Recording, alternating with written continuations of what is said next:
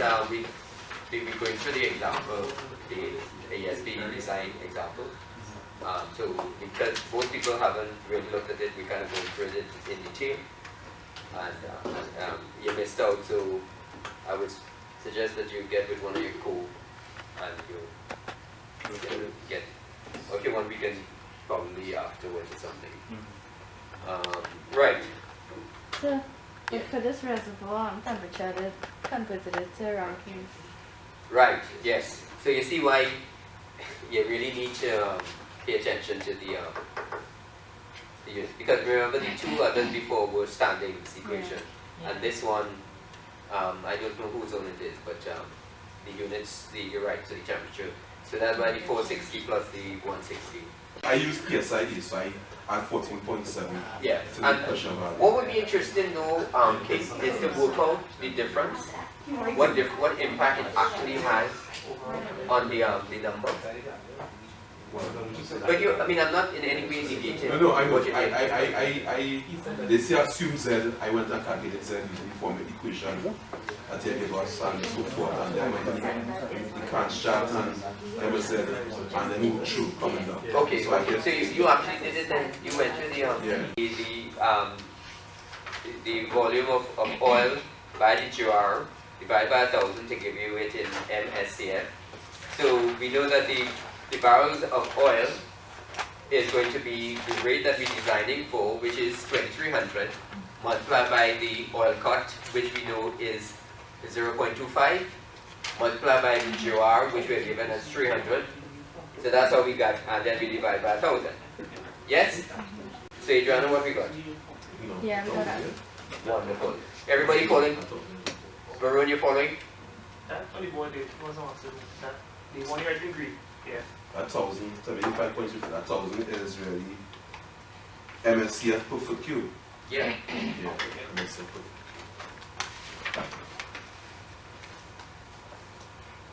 Okay. Okay, so welcome. So what we're going to focus on today is global energy outlook and the local state of play. So by the end of the course of this lecture, this short lecture, you should be able to describe the global energy outlook and be able to communicate what the current state of play with respect to reserves and production. So in terms of where are we with respect to the investment in renewable energy, and so this was BP's 2017 outlook, and the point to note in this is that in terms of where we expected to get energy, or where we've gotten energy thus far to 2016, you see where solar energy is really growing, wind energy also, but in terms of biofuel and biomass and waste energy in 2006, you had an increase here, but with time, you see their contribution becoming less and less. So it is significant that really wind energy and solar energy are the key drivers here. Yes. Yeah, so wind and solar are attracting the biggest investment now, and after 2014, slight decline, liquid biofuels and biomass declining after peak in 2006. So, again, the reference is BP's outlook, and what you see here is that renewables are the fastest growing energy supply.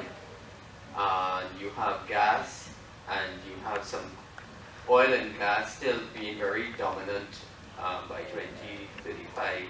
Coal significant.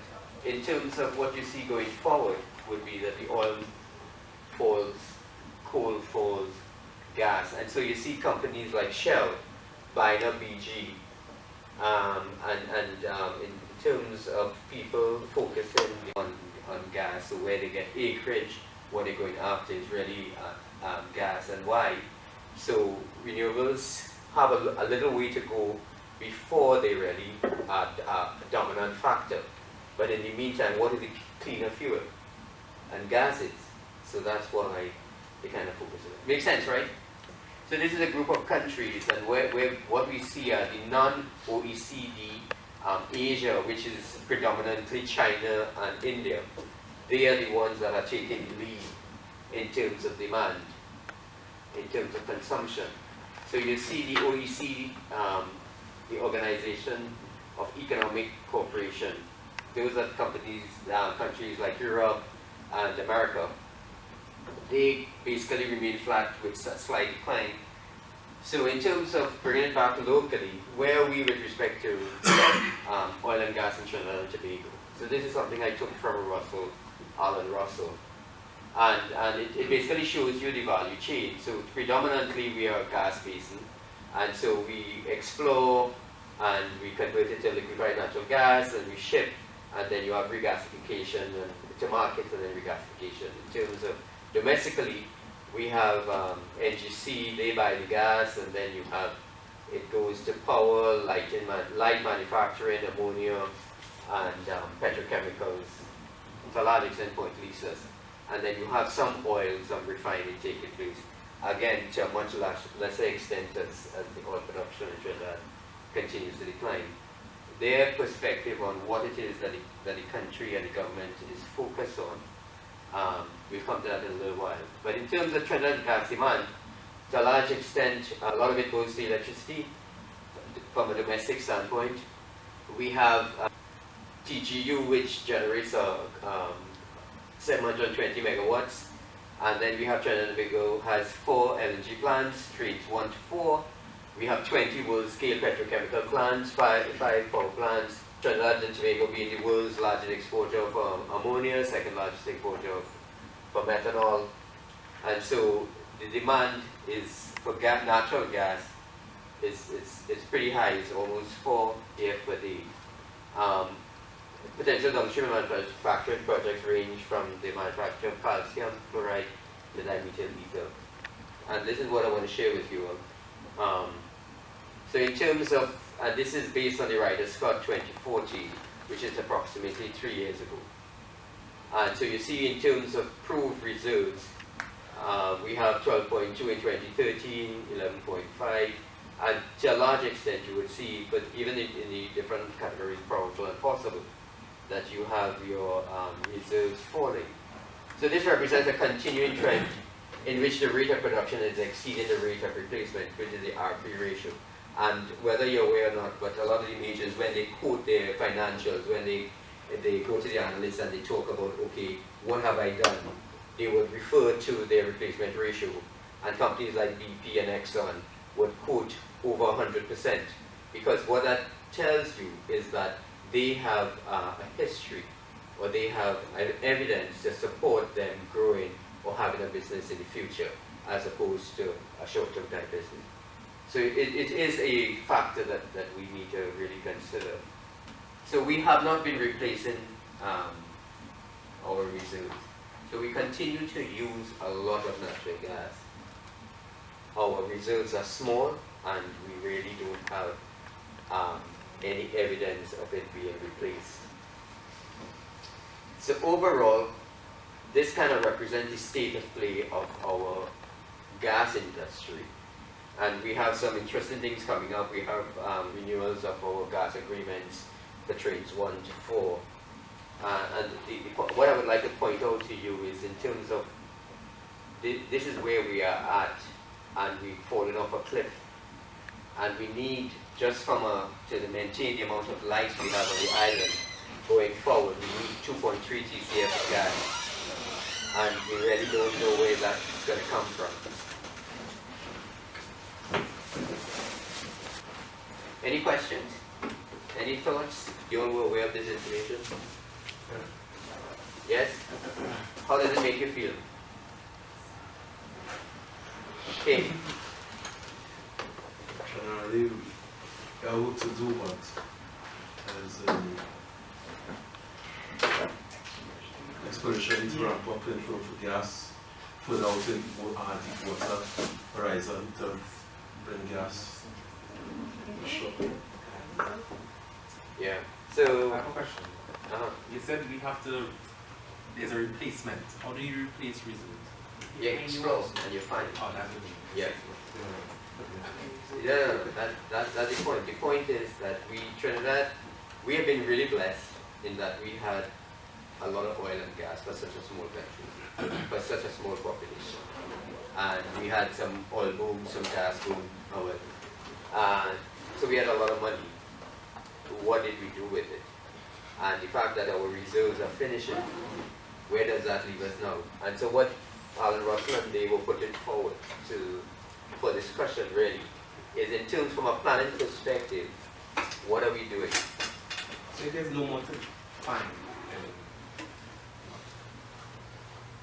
So what we are saying is that the remaining proved reserves is about 12 TCF, and if we are using 1.5 TCF per year, that means we only have 8 years of proved reserves remaining. So what do we do? And what do we plan for? And this was what Alan was really putting forward, is that we can't plan for the best case scenario where we find reserves in the deep water. Because we've had BHP drilling at least 2 wells. We really haven't heard anything. Because if they had found anything significant, we would have heard it in the news.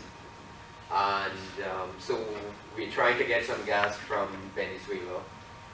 Venezuela is really unstable. Where does that leave us? He'll be talking to Grenada. We're looking to get some gas from Grenada. What would it cross border in Loran Mountain? Well, again, but that the cross border is with Venezuela. The thing is, it seems for any right-thinking person, it seems that's a win-win situation. But Venezuela being where they are at in terms of the stability of their government, that really exposes us, because what you would want to have is a continuous supply, a sure supply of gas. So the point is, and the guidance would be, we need to plan for this scenario.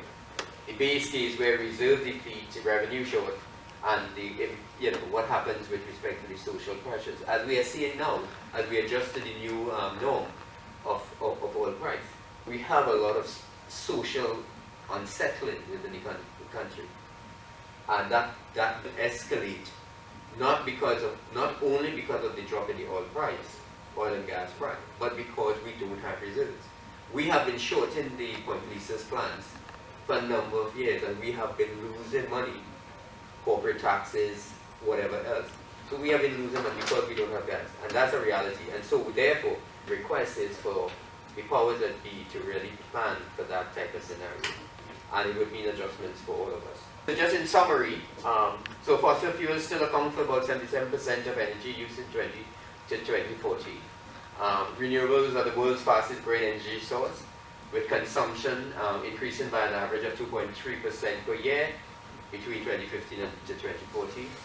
Proven gas reserves are estimated at 11.5 trillion cubic feet at the end of 2014, down from 2012, TCF in 2013, and government must prepare for a base case of limited reserve to production ratio. We can't simply, or we should not plan for the best case scenario and hope and pray that the oil price and the gas price goes up. So I have a request. I will pass out a piece of paper, and the request would be if you can write down 2 big takeaways, and what was unclear, or what would you like to hear some more of going forward. Thank you.